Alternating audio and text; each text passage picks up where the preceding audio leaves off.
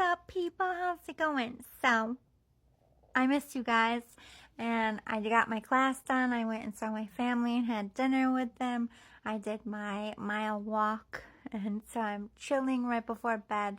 So I took my hair off. I had a hat on my head, so I have a flat top. Sorry. Anyway, I want to talk about this Blake Lively, Justin. I can't say his name right.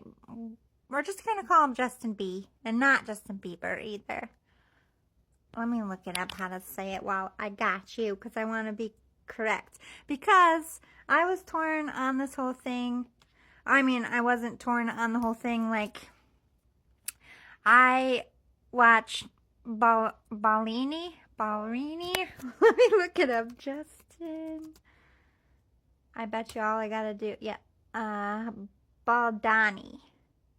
Baldoni.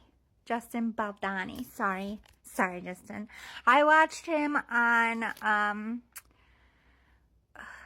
The Virgin Mary. I love that show. It was a great show. That's the only thing I really knew him from, and I think a lot of his fan base started there, or telenovela from my research. So anyway, I was like completely 100% on his side. Not that at this point, as it stands, after looking at everything, I don't really know what's going to happen in this case. There is a lot of sketchy shit. I think both of them are guilty of some sketchy shit. And I think kind of both of them have a complaint. So I really don't know how to feel about this case. And I think that's why it's getting the media attention it is. I don't like to harp too much on gossip. So from the research that I did, and I'm not like on their case, I don't have access to anything more than anyone else. From a legal standpoint, from what I can see, I did review the footage that Justin leaked, and at first I was like, this is not so bad, like what the heck, but I did see that one part where he kind of like made a moan noise, and you know, in character or not, that was like a very it was a sex noise to me. I'm not gonna sugarcoat. So if she really did feel uncomfortable, and if that was not scripted,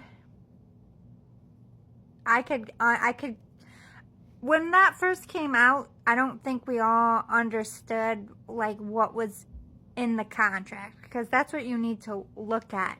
Like, we were all under the assumption that Blake was an actress on the movie, but nobody knew that she was actually a co-director. She was listed as a co-director on the thing, so that means she would have, you know, director access. She would have creative. I don't think she had much control. Like, yes, Justin was directing the movie, but as far as the contract went, she was always supposed to be a part of the creative process. So the narrative of pushing her as like somebody who was infringing their ideas, like when we first watched the video of Blake suggesting like, don't give it to him, ease into it, that was her way of projecting her creative ideas. But just because they don't take all of your creative ideas does not mean that you can, you know, get vindictive for it either. So as much as I'm defending Blake, I do think there is definitely, like I said, both sides I feel have a point. So right now I'm focusing on Blake. I will get into Justin in a second, but from her side, I also dug in and found out that she had made official complaints through the right, like they have certain people in place to help the actors and actresses feel comfortable through any kind of scene in the movie. And Blake had reported on numerous times, like she went through the proper channels of saying she was uncomfortable. I don't know what's in these complaints, but we're under the impression that she was feeling pushed, pressured, and slighted in some way sexually. Like, she was uncomfortable. It's not like she was saying, I don't know. I haven't seen, but I don't think she stated he made a pass at me. I think it was more of he was enforcing himself, making her feel like he was on a power trip, okay? Maybe she felt he was mansplaining or not taking her seriously because she was a woman. I'm sure when the trial comes, we'll get into that. But at the same time, that would be conducive of, like, if she had pitched her ideas that day and Justin didn't go for it, and so she got angry, so she would go and file a report. That could also be plausible, but it has to be proven. However, I was not aware that Blake 1 went through the right channels and avenues, which I support all women who feel uncomfortable, so I applaud her for doing that. That was an eye-opener. Again, I didn't know she was supposed to be a part of the process. The only really thing that I don't like about Blake is she used people to try to get her ideas pushed. Like Ryan and Taylor Swift pitched I don't know what it was specifically. Something she had wrote, a scene, or I think it was like the love scene, or I don't know. It was an important part of the movie. And Justin had left a message and said, I would have, taken your cues even without basically getting pushed on them. And I really feel Justin's complaint is they did take over that movie. I do 100% think that Blake didn't get her way and she had diva moments, and she's just more smart about it. She isn't going to lash out with like something visual. She's very cold and calculated, I feel.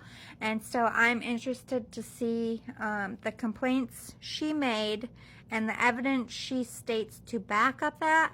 I'm not discrediting her. I'm not saying she's lying. I want to see why she was uncomfortable, and I want to see her proof, and I want to see Justin's counter, because I really do feel that they found a project that somebody was already beginning, or they didn't maybe realize how big this was going to be, or they knew how big it was going to be and they wanted to put their name on it. I do really feel like Ryan Reynolds, Taylor Swift, and Blake Lively gang stalked Justin and tried in every aspect to take all of his creative control, and I think he fought back.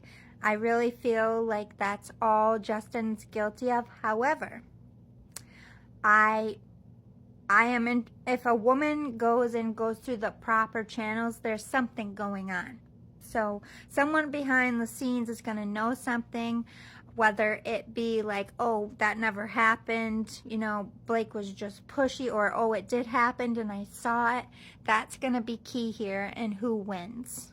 What evidence do you have to back up the claims that you're saying? Because right now, the evidence, all the evidence that's been projected to the world can go either way. But that doesn't mean that's all the evidence they have. Of course, they're going to put out evidence in the media that could go either way to feed you into this court case.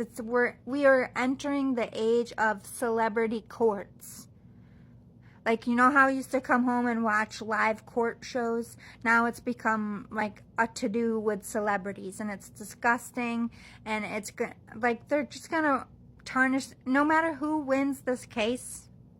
Ryan Reynolds is now tarnished forever. I think people have a very different opinion of him. Taylor Swift as well. Justin Baldoni is always going to have this shadow over him, and so is Blake Lively.